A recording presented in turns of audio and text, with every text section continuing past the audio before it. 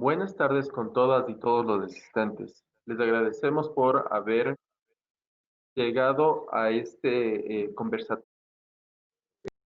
en la Facultad de Comunicación Social. Les pedimos por favor a los asistentes que en la parte derecha donde está el chat nos puedan confirmar si nos escuchan claramente. Gracias.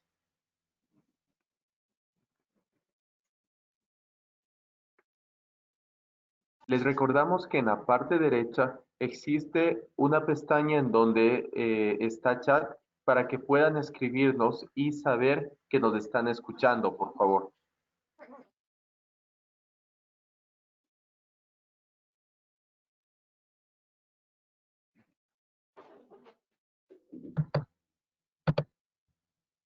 Perfecto.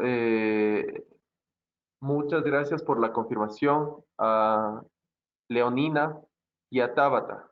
Gracias.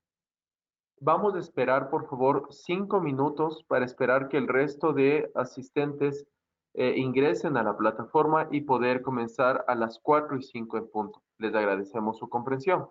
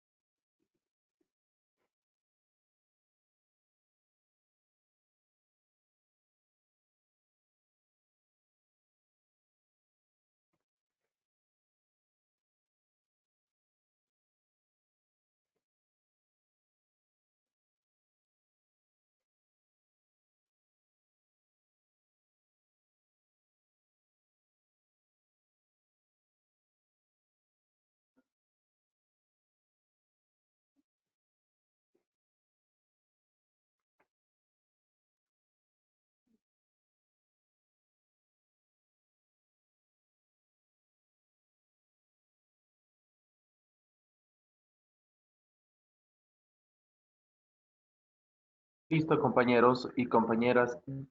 Vamos a empezar, por favor, Alejandra.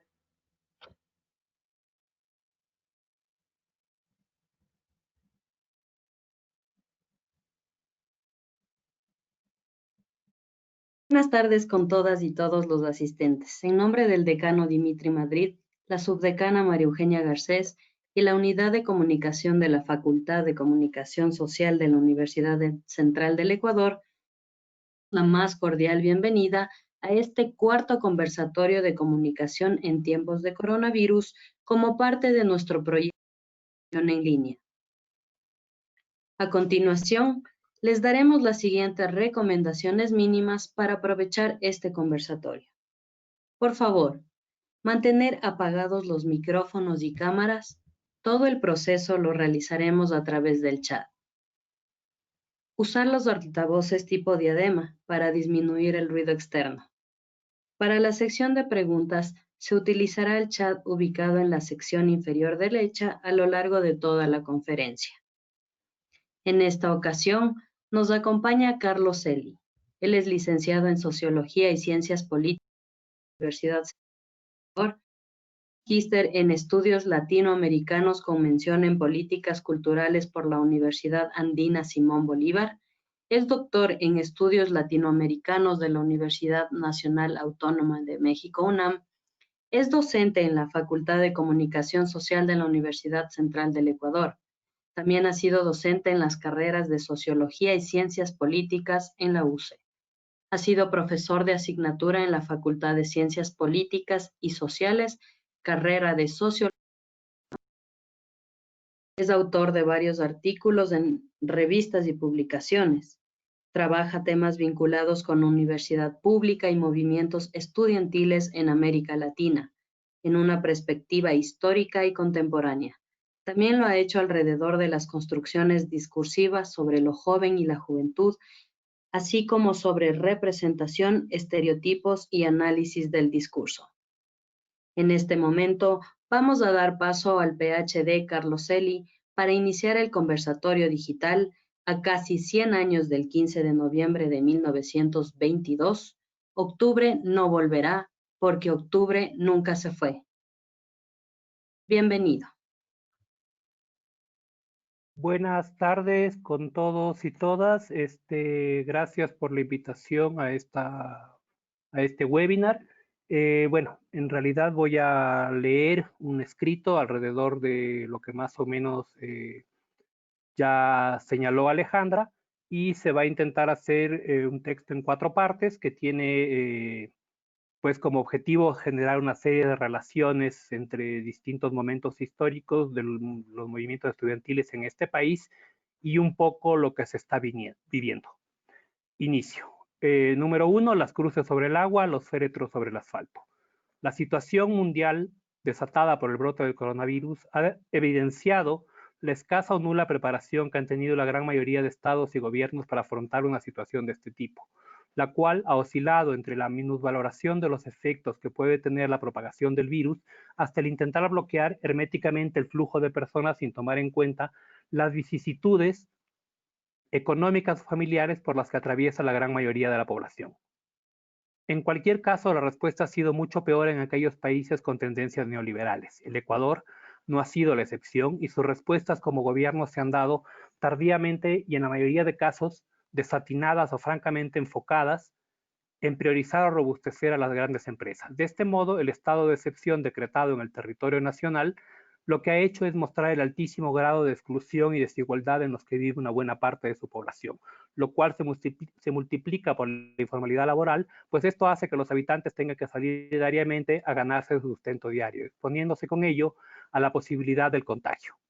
Además de evidenciar las terribles condiciones de hacinamiento, insalubridad, falta de servicios básicos, ausencia de coberturas mínimas de salud, provocando un efecto en cadena como producto del encierro forzado, convirtiendo a la cuarentena ya no tanto en una solución parcial, sino en el desencadenante de otras series de problemas como abusos y violencias de todo tipo, en donde los más vulnerables son quienes sufren las consecuencias. A eso se suman los inconvenientes que se desarrollan por el encierro prolongado. En esa medida se considera que el enfático quédate en casa responde a una condición de privilegio circunscrita a una minoría que está en condiciones de hacerlo. Lo dicho, con algunas variantes, se repite en todo el país. No obstante, lo ocurrido en Guayaquil rebasa los niveles de compresión para quienes no están habituados a la realidad guayaquileña. Con esto en mente, la pregunta que retumba es, ¿qué pasó con el modelo exitoso, tan proclamado por sus élites y líderes que orgullosamente lo han promocionado y que lleva cerca de 30 años de ejecución? La respuesta parecería difícil de contestar, pues antes que nada es un modelo ampliamente replicado desde los medios de comunicación y enfatizado en muchos espacios de la sociedad. No obstante, para quienes conocen un poco su realidad, saben que este progreso se basó en un modelo altamente excluyente, corporativo familiar, privatizador, que dejaba por fuera a la mayoría de su población. Expresado de otra manera, la pandemia evidenció todo el abandono al que se ha sometido la ciudad durante mucho tiempo y donde solo se muestra como postal al Malecón 2000, y eso cuando no llueve. Luego de 98 años de la matanza del 15 de noviembre, se puede observar que las cosas no han cambiado mucho, pues se tiene a unas élites indolentes e inútiles o francamente abocadas a políticas de exterminio masivas que intentan eliminar el problema, entre comillas, amontonando muertos en féretros de cartón o cuerpos clasificados Definitivamente dicho acumulado de segregación no puede quedar impune y menos aún pretenderse exportar como el modelo que guíe los designios del país, pero que lastimosamente ante el encierro y o la amenaza de contagio es lo que ha venido pasando como una de las peores necropesadillas zombies cumplidas de los últimos tiempos. 2. La historia se repite como miseria. Con algún temor por lo que voy a decir y casi a manera de chisme, esbozaría que dicha impunidad para con lo que ocurrió en Guayaquil le dio al gobierno y a los sectores empresariales el arrojo necesario para ir con todo en lo que a desmantelamiento del Estado se refiere. Digo temor no tanto por miedo, sino por la posibilidad de equivocarme en la afirmación hecha, y es que se puede ser tan despiadado como para aplicarle a un país una serie de políticas que ni los más afiebrados de baneos cocainómanos de los años 80 y 90 se atrevieron a realizar. Quisiera pensar que no, o que más o menos no, pero lastimosamente la respuesta sí, y lo hacen con la misma pretendida impunidad con la que ocurrió la matanza del 15 de noviembre. La diferencia ahora es que se lo hace bajo un contexto de letalidad viral, en un espacio de confinamiento, donde la cárcel es todo el planeta y en la que se espera que las personas no reaccionen, como en la figura del musulmán, es una imagen que trabaja un teórico que estuvo, un pensador que estuvo en los campos de concentración, que se llama Primo Levi, y que la retoma Giorgio Agamben, un pensador italiano contemporáneo. Para referirse a quienes han perdido la voluntad de vivir y se han resignado a la muerte inminente. Es decir, que se asiste a un contexto de extrema indefensión en la que en menos de 2 meses se han arrebatado derechos y obligaciones, tanto del Estado como de las empresas para una mayoría de la población. Si bien el escenario no es directamente de exterminio como en los campos de concentración, sí se espera que las personas no reaccionen y se resignen como en el musulmán agambeniano, o que solo agachemos la cabeza en el mejor sentido feudal hacendatario.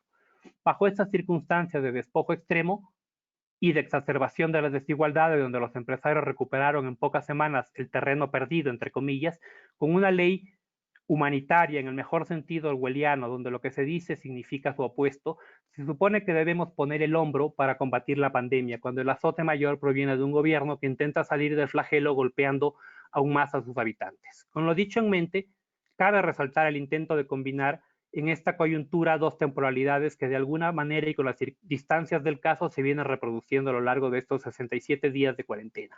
La primera, y como ya se afirmó, a casi 100 años de ocurrida, consiste en la matanza obrera del 15 de noviembre, la cual fue retratada magistralmente por Joaquín Gallegos Laro en Las Cruces sobre el Agua y cuya cantidad de muertos de modo oficial fue de 10.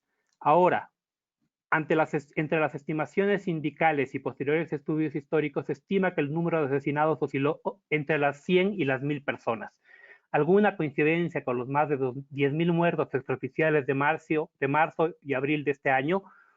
Pues solo cosas del azar. La otra, más que obedecer unas fechas concretas, se enmarca en una secuencia cronológica que arranca a inicios de los años 80, que con repuntes, aplanamientos de curva y caídas duró más de 20 años. Es decir, los intentos de aplicación del neoliberalismo abarcan una temporalidad que en muchos casos excede el tiempo de vida de quienes lo están escuchando ahora. Dicho de otro modo, los 20 más años de intento de aplicación del neoliberalismo se comprimieron en 60 días. Al parecer, lo cuántico tuvo su aplicación efectiva en esta condensación del espacio-tiempo. De gana se burlaba. Algunas aclaraciones pertinentes. En 1922 la presencia estudiantil fue minoritaria, pero el recuerdo de la matanza y el enojo por lo que ocurrió duró muchos años y sirvió para activar a muchas generaciones de estudiantes que se oponían a los regímenes de turno, pues fue considerado como el bautizo de sangre del movimiento obrero y que sirvió para que en el año de 1925 se produzca la Revolución Juliana, llevada adelante por militares jóvenes progresistas y que tuvieron como efecto la consecución de la primera ley de educación superior y de la cual se desprende la autonomía universitaria, la extensión y la universidad popular, hoy vinculación con la sociedad. La participación en el gobierno de la universidad, selección de docentes, libertad de cátedra y un limitado a un libre ingreso y gratuidad en la educación, así como un mayor asentamiento de la estructura estatal y de los empleados públicos y cierta liberalización del sistema político que se expresaba en el aparecimiento de partidos de izquierda y la consolidación de algunos sindicatos. Se debe tomar en cuenta que la presencia de Córdoba, 1918, que fue el levantamiento en Córdoba, Argentina, y que luego se expandió a varios países, era marcada en cuanto a los aires de cambio de los estudiantes universitarios, pues había un viento de renovación que refrescaba los centros educativos. Aún así, la universidad continuaba siendo de élite, pero dichas ráfagas más bien cálidas empezaban a descongelar la jerarquizada composición estudiantil. Casi 60 años más tarde, a partir de los años 80, en un contexto de masificación estudiantil universitaria, asfixia económica a la educación superior pública y desprestigio de la misma, marcada agitación social, pero también de desgaste mediático en lo referido a las agremiaciones de izquierda tradicionales, así como de persecución a las mismas, generando un consenso antisindical. Todas estas razones se condensan en lo que en otros escritos hemos denominado neoliberalismo por olvido y que están íntimamente ligadas a las intenciones de evaporar y licuar el Estado, de sinonimización de lo público con lo feo o lo mal hecho, así como de precarizar las condiciones laborales y de subsistencia. Como anécdota, la primera vez que recibí un cheque como docente fue de $180 por todo el semestre, aquí en la Universidad Central. Pero también de privatizar las universidades o en su defecto incrementar la apertura de universidades privadas de élite y de garaje. Retomando algunos datos en términos de neoliberalismo por olvido, tenemos que para 1965 la UCE contaba con 5.909 estudiantes, para 1976, y como consecuencia de la lucha estudiantil por el libre ingreso, el número de alumnos había incrementado en un 857% y pasaban a ser 50.657 personas. Citando a Pacheco, según estudios del Consejo Nacional de Universidades y Escuelas Politécnicas, CONUEP, las asignaciones universitarias como proporción del Producto Interno Bruto entre 1975 y 1984 representaban en promedio únicamente un 1%, siendo de las más bajas de América Latina, deteriorándose aún más luego de 1985 hasta 1988, en la que la proporción cayó al 0.73%. Desde la fundación de la Universidad Central del Ecuador en 1826 hasta 1990 existían 21 universidades legalmente reconocidas entre públicas y particulares. En adelante, hasta el año 2007, es decir, en 18 años, se crearon 50 instituciones, 34 privadas, 13 públicas y 3 cofinanciadas. Esto un poco para dar el margen o para entender a qué uno se refiere con el neoliberalismo por olvido. Si bien es cierto el número de estudiantes de 50.657 para el año de 1976, de hecho es bastante más que los que se tiene hoy, pues eran en un contexto, si quieres, de escasa o de muy poca preocupación en términos de financiación estatal. Es decir, la gente iba haciendo o teniendo las clases más o menos con lo que se tenía a mano.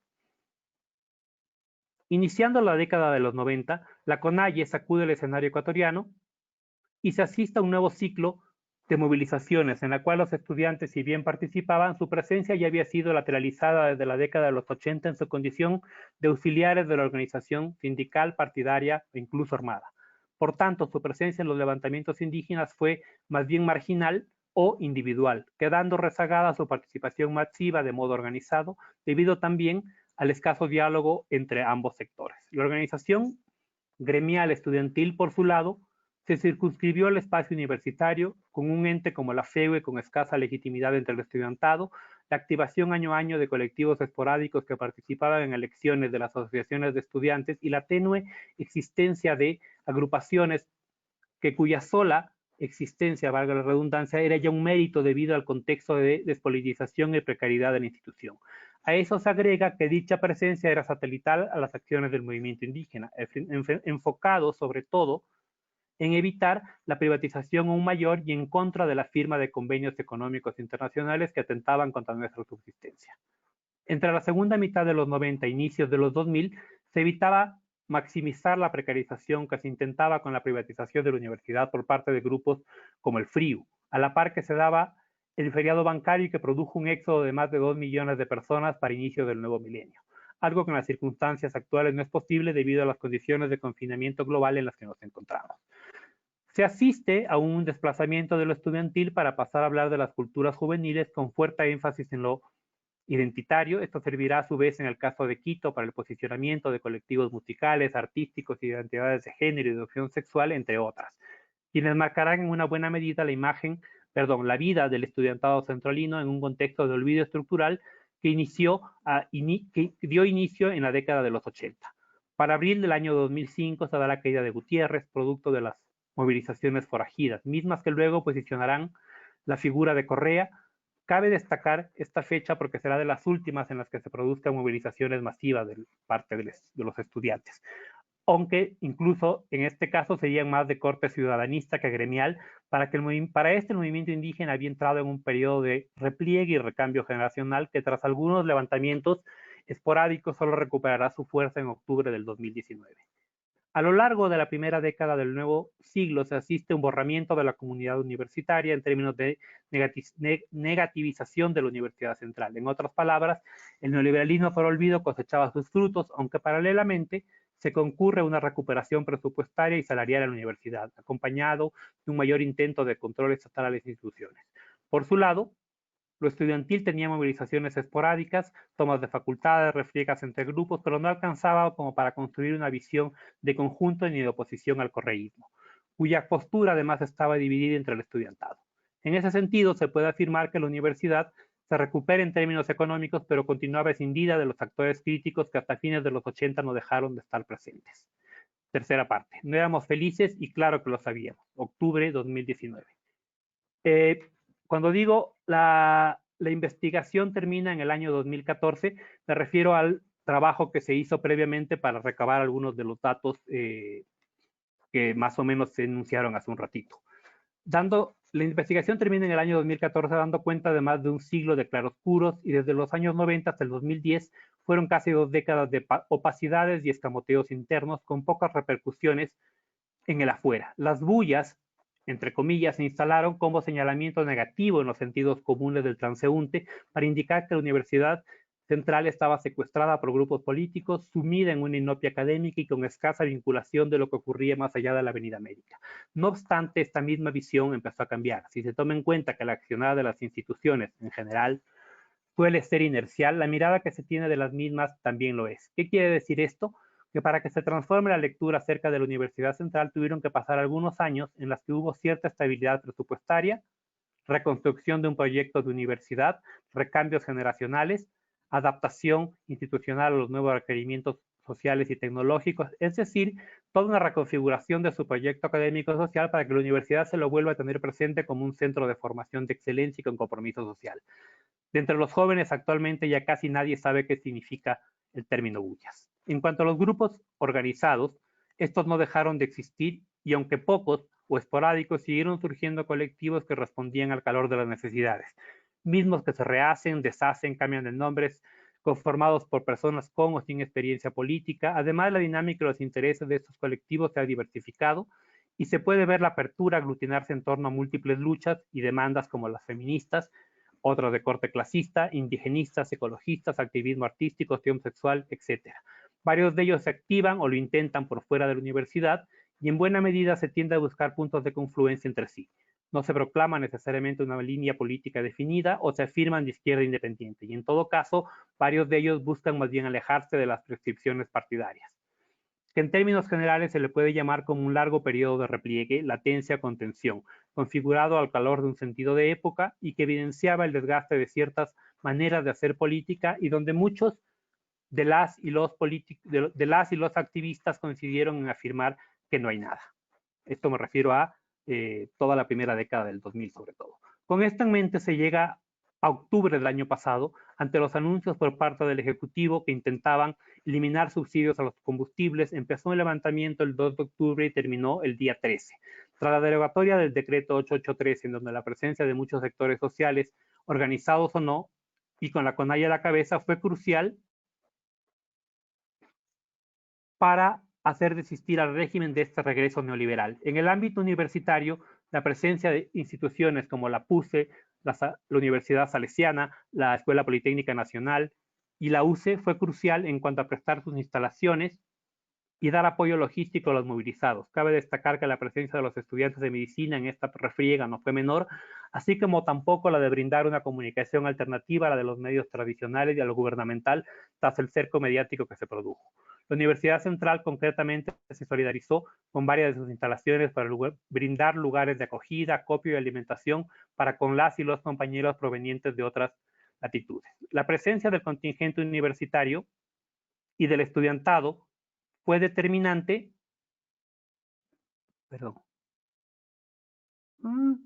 para sostener el levantamiento, sobre todo en los primeros días del mismo. Aunque no creo que sea factible aún hablar de movimiento estudiantil, sino de movimiento universitario, puesto que en su composición se hallaban distintos actores de la institución, eso no quita la presencia de varios colectivos organizados que se dieron cita en las jornadas de octubre. Se debe tomar en cuenta que luego de 14 años los estudiantes volverán a calentar las calles, es decir, había pasado mucho tiempo desde que salieran masivamente a oponerse al régimen, lo cual en la práctica significaba que varias generaciones de centralinos no habían estado nunca en manifestaciones y que solo conocían el carácter tirapiedras de la universidad solamente de oídas, y por el boca en boca urbano que alimentaba la idea de que en la Universidad Central más o menos ibas para no tanto estudiar, sino que para estar un poco en las calles. Creo que esa misma visión se fue transformando en estos últimos 8 o 10 años. Esto en la práctica significaba que no se tenía mucha idea de cómo enfrentarse a la policía, los turucutrus, las motos, los caballos, etc. Durante los primeros días la gente corría despavorida luego de que se lanzaran las bombas lacrimógenas a más de 500 metros, ni tampoco se tenía idea de cómo repeler a las mismas. Para luego, y en menos de una semana de aprendizaje forzoso, ya se acudía a sofisticadas estrategias de repelencia y contención a los embates policiales. A la par, se ensayaban nuevas formas de protestar, como los memes, fotografías y videos que no dejaban de circular incansablemente en las redes sociales. Dicha generación de contenidos iba aparejada de convocatorias virtuales o tuitazos o a cacerolazos desde las casas, así como tampoco dejaban de hacerse grupos de WhatsApp para coordinar salidas, acciones o para cuidarse mutuamente. También para recibir adhesiones de otros países o para enterarse de lo que venía ocurriendo en varios de ellos. Mientras que no dejaron de salir a protestar, así en Chile, Colombia, Honduras, Costa Rica, Panamá y Haití, el descontento ante distintas políticas de sus gobiernos no se hizo esperar. El caso de Bolivia es distinto, puesto que el enojo fue direccionado para instaurar un gobierno de facto con un claro sentido de derecha. En todos los otros países mencionados prima el enojo ante regímenes indolentes o de evidentes tintes neoliberales. Cuarta parte. Octubre no volverá porque octubre nunca se fue. Luego de las jornadas de octubre, se tardó un tiempo en volver a la normalidad, o mejor dicho, nunca se regresó a ella. Los ánimos estaban caldeados en el ambiente universitario y en los pasillos. No dejaba de hablarse del tema, así como de convocar exposiciones fotográficas, museo del paro, conferencias, artículos. Muchos de los estudiantes habían sido protagonistas de esta trizadura en el tiempo, de este antes y después que produjo un acontecimiento en el sentido que lo otorga Badiou. Nada volvería a ser igual.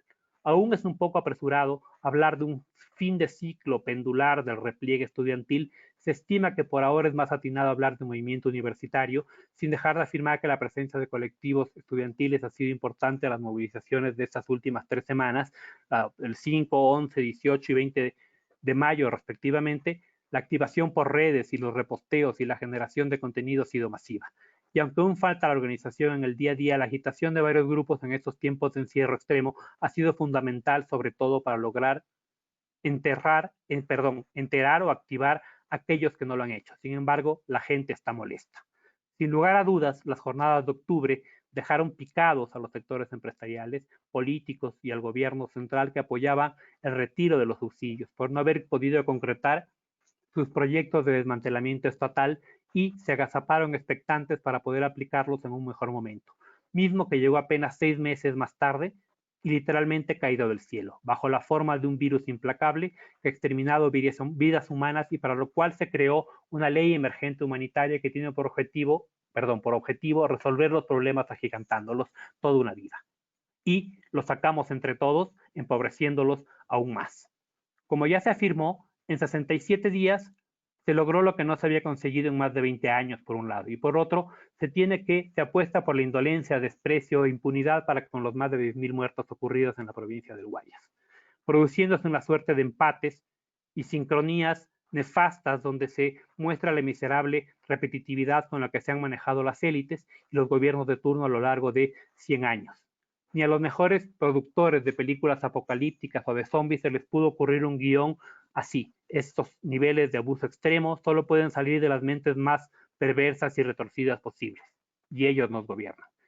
Parece que se acerca el regreso del estudiante, el trabajador y el profesor heroico, en el que se tiene que hacer mucho con casi nada para salir adelante y sostener un sistema educativo que pretende operar sin presupuesto y en condiciones de desmantelamiento cada vez mayores. Hay que luchar para que eso no pase. Debemos tomar en cuenta que esto ya dejó de ser un problema solo del sector educativo, es algo que atañe a todos los sectores empobrecidos de este país y por tanto es necesario recuperar la bronca y la universidad debe seguir siendo la caja de resonancia de los problemas sociales, por una universidad pública, gratuita y de calidad. Gracias. Luego, ahorita viene un video y con eso pues ya se terminaría la presentación.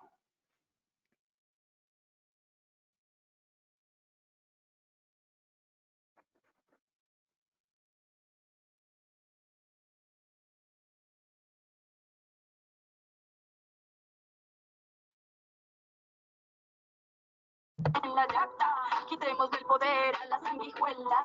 500 años en esta resistencia en paro. Se quedó mi corazón por ver a mi pueblo como carne de cañón. Bum, bum, bum, bum.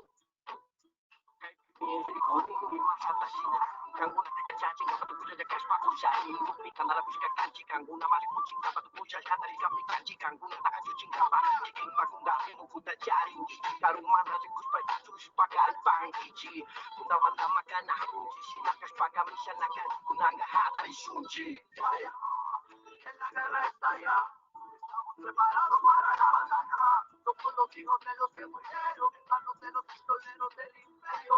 Vaya, la guerra estalla, estamos preparados para la batalla.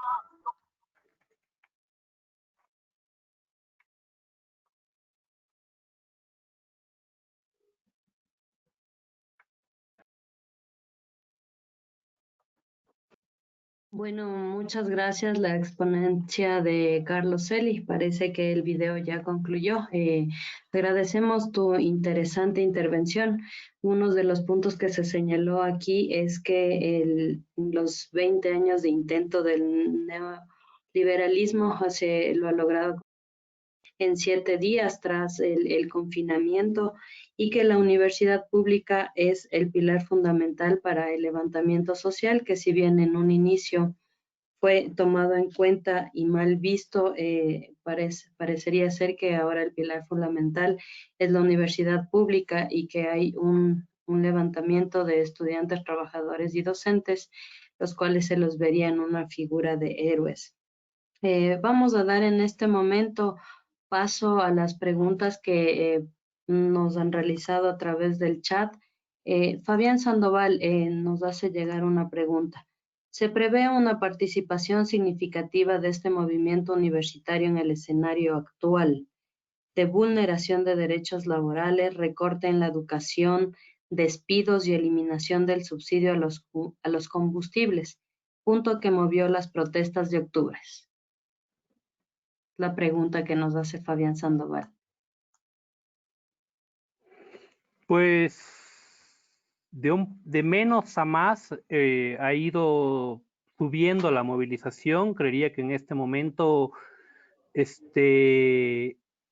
creería que fuimos como universitarios, quiero decir, de los primeros en reaccionar, pero me parece que las cosas están caldeando un poco más una vez que ya pues la gente está consciente de que pues significa la eliminación de los subsidios a la gasolina, pues la pérdida de empleo, o sea, mucha gente en el sector público y en general todo un sistema de flexibilización que como más o menos ya se dijo, en 67 días, o sea, serían menos en la práctica, se logró lo que no se pudo hacer en más de 20 años.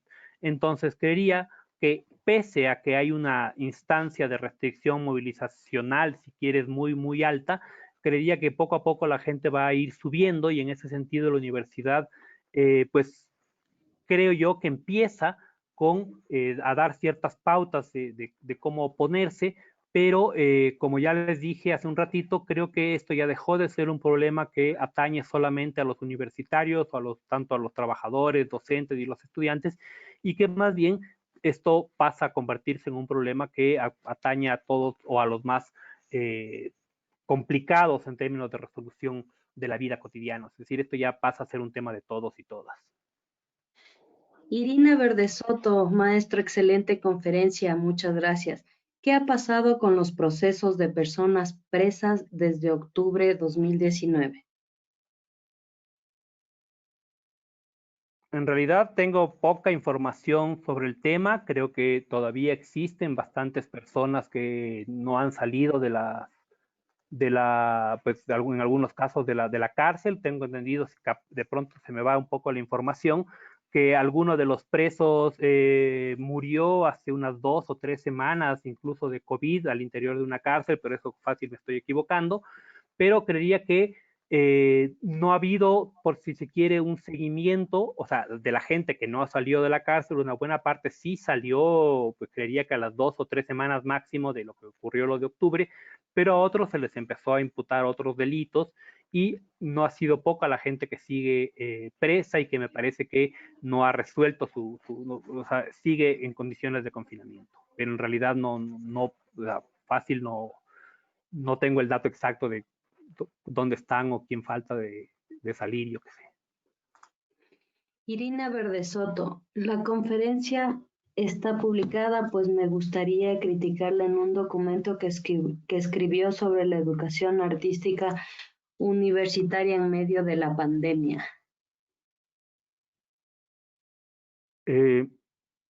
No está publicado, o sea, la escribí para esto y pues se podría circular, no tengo problemas con eso, pero está apenas terminada de escribir, creo que todavía tiene algunas fallas de redacción, pero pues, todavía no.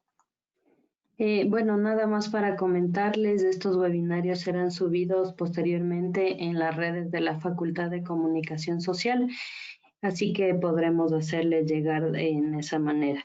Marcelo Negrete nos pregunta, en 1998 los migrantes salvaron en parte la economía del país. Ahora, con el cierre de fronteras y la brecha más profunda de la desigualdad social que existe en el mundo, ¿qué alternativas tienen los ecuatorianos? El panorama desde mi punto de vista es ellos o nosotros. Estoy de acuerdo, es decir, en finales de los 90 y hasta el 2003, 2004, buena parte de las remesas salvaron, si quieres, los ingresos de una cantidad, estamos hablando de 2 millones en el momento más álgido de la migración. Eso, si lo multiplicas por 4, estamos hablando de prácticamente 8 millones. Para ese momento, si no me equivoco, el Ecuador tenía entre 11 y 12, es decir, las 2/3 partes de manera directa o indirecta de todo el país recibían remesas de la migración. Hoy, ¿qué se hace? Pues como dice Marcelo, no se puede hacer mucho que no sea enfrentarlos. Es decir, como él mismo dice, es ellos o nosotros, efectivamente, porque no tenemos a dónde ir y nos toca quedarnos aquí justamente para hacernos cargo justamente de esas desigualdades y de este estado de perversión necro, gore, no sé cómo llamarle, máximo en el que ha entrado el gobierno. Amalio Ospina, muy interesante presentación, gracias. ¿Qué alternativas y ajustes económicos se podrían proponer ante esta crisis? Creo que entre los colectivos de economía me parece que hay bastantes por propuestas, entre otras, si quieres fiscalizar las salidas de las salidas, si quieres, a paraísos fiscales de buena parte de la gente, el pago de los atrasos con respecto de las rentas internas de un montón de grandes empresarios de este país que suman, si no me equivoco, solamente los más grandes como alrededor de 730 millones. Es decir, alternativas hay que no son precisamente privatizar o quitar el subsidio o despedir a un montón de gente. Es decir, creo que en otros países, incluso en el Perú, que más bien ha tenido toda una tradición de ser un país neoliberal, ha sido de los que menos ha despedido en la medida de lo posible gente y se ha generado renta, si quieres, mínima, universal en la medida de lo posible para un montón de gente. O sea, y no les hablo ni de Estados Unidos, no les hablo ni de Italia, les hablo del Perú, que ha tenido una de las posiciones más, no sé si decente sea la palabra, con respecto a asumir lo que ocurre en la pandemia. Es decir, creería que la idea de restringir al tope, es decir, ahorcándonos y agigantar los problemas pretendiendo que con eso se lo soluciona, me parece que no es el momento, digamos, de ahorcar más, sino que creería que sí se pudo generar otro tipo de soluciones, por lo menos mediatas, es decir, en el tiempo que dura lo duro de la pandemia, y sobre todo que tienen que ver con un corte, si quieres, más social. Tal vez creo que no se o sea, aparte de que no se hizo nada, se exageró en el no hacer nada y más bien se aprovechó para tratar de privatizar todo en un tiempo récord. Luis Fernando Mendoza Pidajo. Muchos mencionan que en esta situación se ha visto con claridad que el modelo capitalista y neoliberal resultó fallido. Sin embargo, se menciona que en 67 días se hizo que este modelo no pueda hacerse en 20 años. ¿Por qué hay como una contradicción en esa idea? Nos plantea Luis Fernando. No creo que sea una contradicción, es más bien el darnos cuenta que las empresas, el capital financiero y también los aparatos represivos del Estado, llámese ejército y policía, están en manos, siempre lo han estado, de unas pocas personas. Lo que pasa es que en tiempos de no pandemia y en tiempos de no, entre comillas, de normalidad, eso resulte difícil de ver. Entonces, si bien es cierto, el capitalismo es un fracaso en términos, o un tipo de modelo capitalista como el neoliberal es un fracaso mayor que el capitalismo con rostro humano. Ambos son nefastos, sino que sencillamente, partiendo de que muy pocos países viven por fuera del capitalismo, primero. Segundo, con lo que me refería a que es un pequeño y un reducido grupo de personas los que controlan no solo el país, sino la región y el mundo, este grupo de personas, en el caso de este país, se portó mucho más indolente que en otros lugares.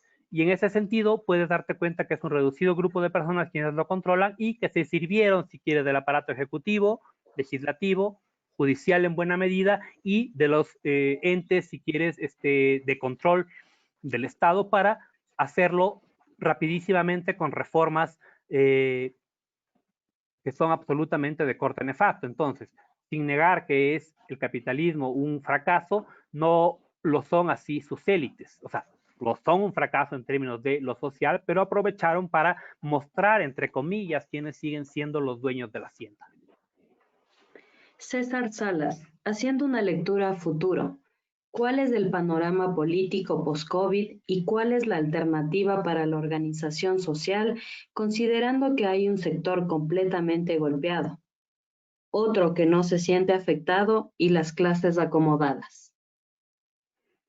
Creo que, como he leído en algunos documentos, para buena parte del país y del mundo, si quieres, pero más que nada del país, luego de esto vamos a quedarnos prácticamente sin clase media, ¿no? ¿Qué quiere decir esto? Que la clase media no es que no se siente afectada, capaz tiene sus ahorros, capaz tiene su propiedad, que en un primer momento no va a sentir, pero en general nos vamos a quedar, si quieres, sin clase media y vamos a ver dos extremos, con cada extremo con sus diferencias internas, obviamente. Las posibilidades solo creería yo que van por el lado de la organización, de oponerse y de no dejar en el empeño de mostrar que esto está mal, porque en el momento que empecemos otra vez a normalizar esta desahucio, si quieres, o esta inminente parálisis al que nos quieren someter y abusar justamente por el encierro, creería que ya perdimos. ¿Qué va a pasar una vez que ocurra el post-COVID y no haya una oposición ferviente en contra de las élites o de las empresas? Pues la gente va a volver a migrar. De hecho, hay países como Italia que me parece que por ahora a quienes se arriesgan a migrar para allá incluso les están pagando el pasaje. Walter Párraga Moreira pregunta, ¿será que vamos a terminar como Venezuela? No sé qué significa eso exactamente. O sea, no entiendo la pregunta. Es la pregunta que te hacemos llegar, que nos han dejado, está abierta. Es lo que... No, es sí, lo que... o sea, es la repregunta al chico más bien que le hago. O sea, ¿qué quiere decir eso? ¿Hacia dónde quiere llevar la pregunta? Ok, Walter, si puedes describirnos y reafirmarnos la pregunta, con gusto la hacemos llegar. Daniela Macías, ¿cómo se reconfigura o se destruye la idea de Estado-nación en esta coyuntura? ¿Se fortalece o se debilita? O sea, está totalmente destrozada, ¿no? No se fortalece. O sea, tal vez la idea de nación puede que, separándola de la de Estado, puede que tenga alguna posibilidad, si quieres, pero sin embargo, tengan en cuenta que, o ten en cuenta que la idea de nación se lo está llevando desde un sesgo de al Ecuador lo sacamos entre todos. ¿Qué quiere decir eso? Si alguien se opone porque no le pagan a tiempo, si alguien se opone porque le reducen el sueldo, te van a decir poco patriótico. Entonces, la idea de más que de nación, de patria, se está manejando de una manera perversa para decir que porque no te pagan, es en realidad, o que porque te quejas que no te pagan a tiempo, que te reducen un porcentaje de tu salario, en realidad estás siendo poco patriota. Entonces, la idea del Estado está deshecha, ¿no? Pero la idea de nación, a hoy por hoy, está sutilmente manejada desde los medios económicos, medios comunicacionales hegemónicos, está manejada por la idea de que si te quejas eres poco patriota. Entonces, creía que también hay que desmontar, más que la idea de nación, hay que desmontar la idea de patria, o sea, o de patrioterismo impulsado desde la cuestión mediática hegemónica. Tenemos la pregunta de Elizabeth Regalado. ¿Qué hacer como docentes para que los que sobrevivamos a estos recortes, a estos despidos, no lo olvidemos, para no volver a votar por los mismos? Pues creo que tú te das mismo la respuesta. Este, no sé si se trata de votar o no votar. Yo entiendo que justamente en ese punto a veces como que se reduce la expresión o la participación política representativa, pero creería yo que en tanto docentes, un poco lo que ocurrió en octubre fue que no se dejó de hablar de esto durante varios meses y hasta, digamos, hasta el día que dejamos de poder salir, estoy hablando del 15, del 16 de marzo, si no me equivoco, creería yo que lo de octubre nunca se fue. Entonces, por ese lado, esto también es algo que no debe dejar, que no debe permitir, nosotros no debemos permitir que se naturalice ni que se normalice.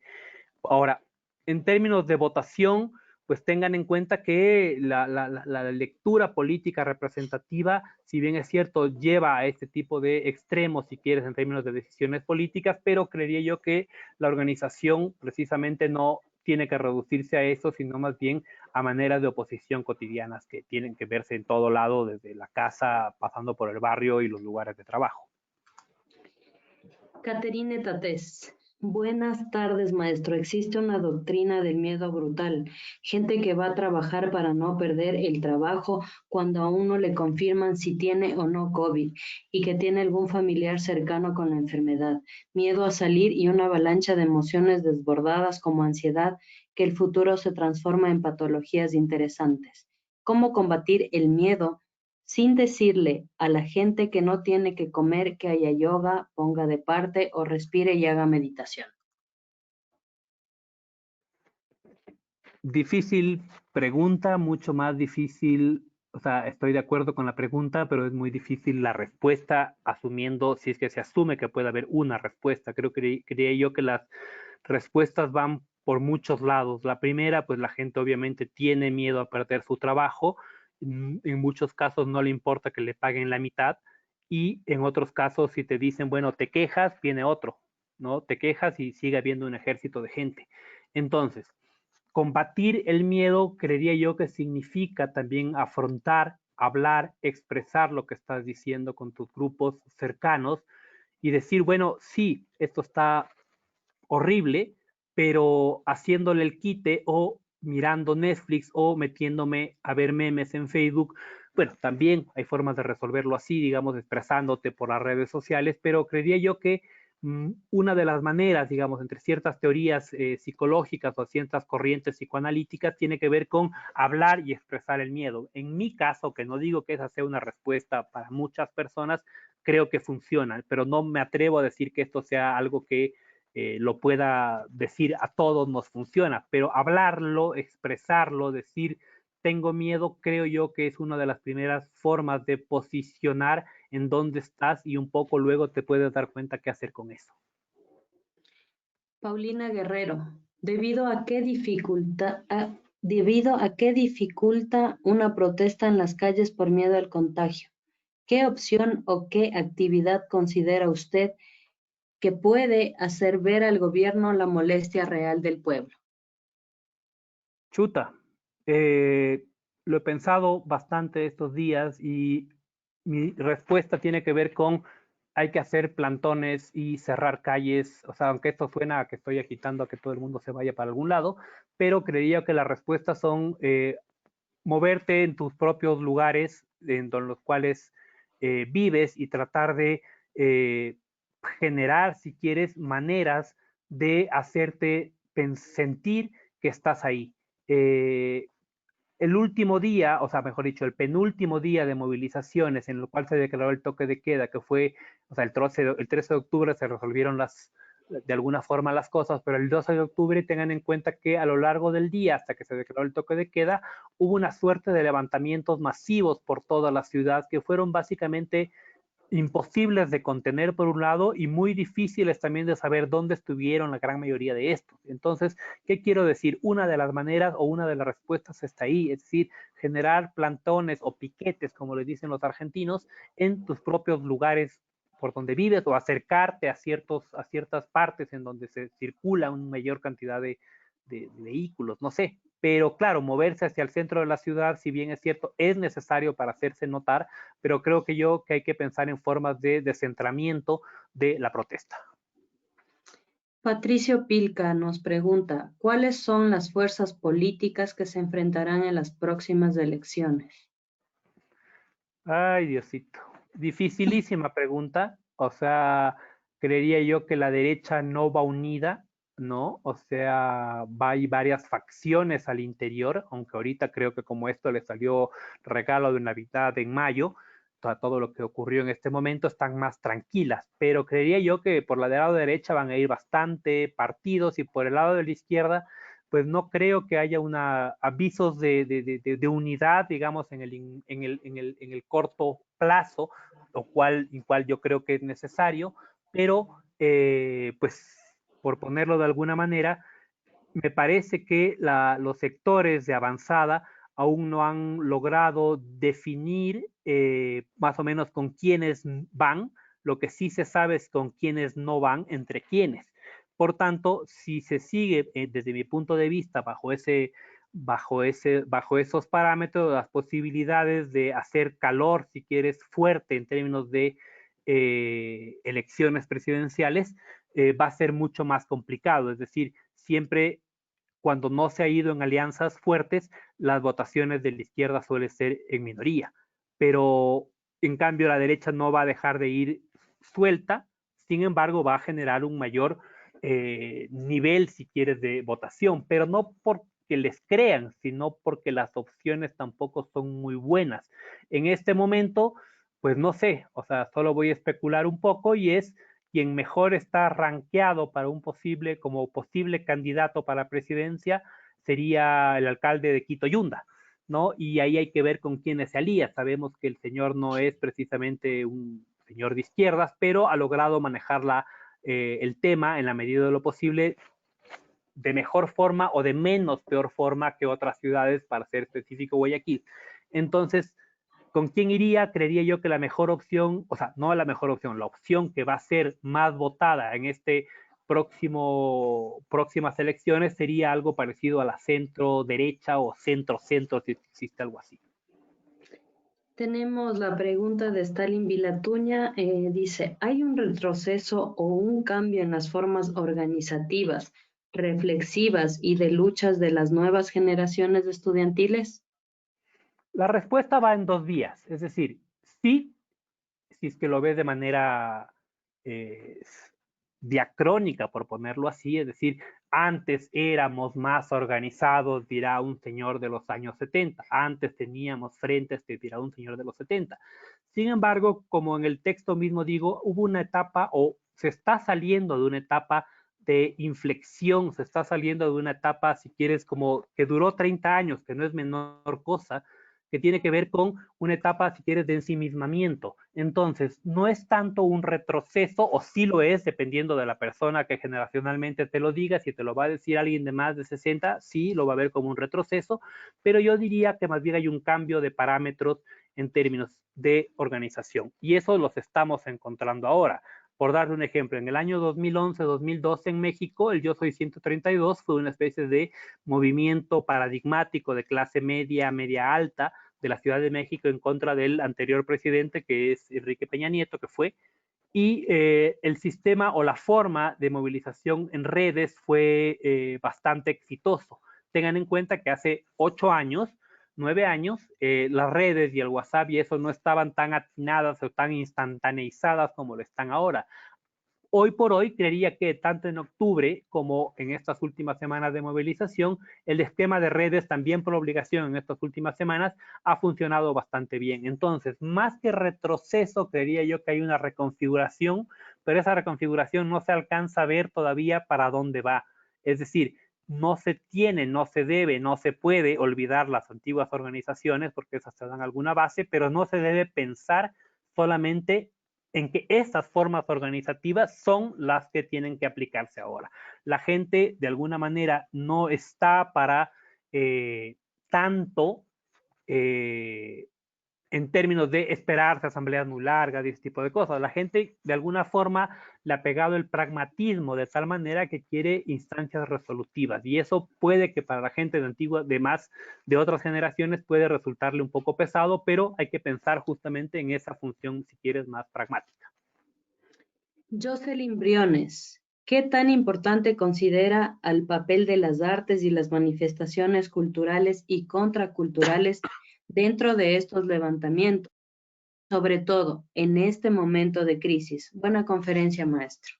Absolutamente necesaria, absolutamente imprescindible. Es decir, el papel de las artes, no solamente en términos de movilización, sino en términos de no caer en la locura en este encierro, creería yo que ha develado todo el potencial, y que realmente oír o ver o hacer arte, llámese estético, plástico, teatral, no es para nada un relleno, es precisamente aquello que nos permite un tipo de equilibrio interno, no se diga en estos momentos de encierro. Ahora, hacia afuera, obviamente, es decir, estamos en un momento de movilización reducida, y expresarse de todas las formas posibles, llámese teatro, llámese plástica, llámese canción, llámese graffiti, llámese todas las expresiones posibles del arte, son válidas, y sobre todo son, más que nada, son necesarísimas para generar no solamente conciencia en otra gente. Creía yo que esa es una visión hasta cierto punto ya rebasada, pero sobre todo para generar posicionamiento, ¿no? Entonces, las artes no pueden estar desligadas de todas las movilizaciones, y creo que octubre fue un ejemplo visual bellísimo en ese sentido. Es decir, en el momento que se generaban movilizaciones, había alguien más que estaba también generando contenidos, stickers, afiches, producciones artísticas, canciones. Es decir, las artes necesariamente van de la mano de todo cambio social. Ya para ir cerrando, tenemos pregunta Marcelo Negrete. ¿El panorama en 10 años será nuevamente tener 7 o más presidentes? ¿Qué pasará con la banca y la derecha? Por otro lado, ¿cuál es la interpretación después de octubre del movimiento indígena en la sociedad mestiza?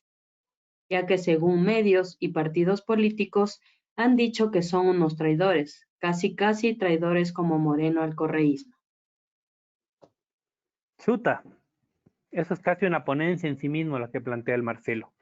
Te respondo por el final. Sí, creo que he leído bastante alrededor de eso, pero creo que hay toda una especie de maquinación intencionada para desprestigiar también al movimiento indígena. La capacidad de movilización indígena y no indígena en las jornadas de octubre fue impresionante, no así su sostenimiento posterior en términos, si quieres, de redes sociales y mediáticas. Eso no quiere decir que se haya caído, sino que hay todo un aparataje en contra que sí es demasiado agresivo y arrollador. Estoy hablando de los medios tradicionales, de los grupos de trolls masivos, de las páginas de fake news falsas en todo nivel. Entonces, las próximas elecciones, en términos del movimiento indígena, yo creería que o sea, en términos eleccionarios, yo no le daría tanta posibilidad a menos que haya, no sé, alianzas, no me preguntes de qué tipo, que puedan reposicionar al movimiento indígena. Obviamente, no me preguntes de qué tipo, tiene que ver con alianzas con la izquierda, ¿no? Pero sí me parece que hay esa lectura, digo, no la comparto, pero en alguna medida habría que ver que hasta cierto punto esa lectura es bastante manejada o llevada adelante por ciertos sectores, sobre todo del correísmo intelectual, por ponerlo así, ¿no? Que consideran que no se hizo lo suficiente, consideran que faltó más y consideran en algunos casos incluso que hubo una traición. Yo estoy en contra de esa visión, yo no creo que haya habido ninguna traición al respecto. Ahora, la primera parte, en 10 años, yo creería que si esto sigue igual, no hay que esperar 10 años para que haya un nuevo éxodo hacia otros lugares del mundo de la gente que necesita viajar para mejorar sus condiciones de vida. En 10 años o tal vez en menos, es probable que sí volvamos a una época tipo la que se vivió entre el 95 y el 2000, que fue la caída de 3 o 4 presidentes, 95, entre el 95 y el 2005, ¿no? En la que se vivieron las caídas de varios presidentes. Creería que para eso no es necesario que pase tanto tiempo, es probable que las próximas elecciones y en las que sigue y empieza a pasar eso también tiene que ver con los tipos de alianza internas que tengan los sectores de la derecha y de la banca. Pero si están precisamente con ánimos presidenciales, gente como la de Creo o incluso el mismo Alvarito, yo no dudaría que estos se sigan partiendo y que por tanto las alianzas intraélites no van a generar un nuevo consenso. Ahorita lo hay, en este momento sí hay un consenso, pero hay que ver cuánto dure. Tengan en cuenta que el gobierno o los adláteres del morenismo están queriendo también entrar en la tajada y no en condiciones menores. Eso quiere decir que la pregunta es, ¿hay pastel para los nuevos? ¿Y cuánto duraría esa nueva alianza o esta alianza que estamos viviendo en este momento? Bueno, para ir cerrando, tenemos una última pregunta de Sandino Rosero. ¿Cómo unificar a los estudiantes para convertirlos en un movimiento estudiantil y no solo universitario?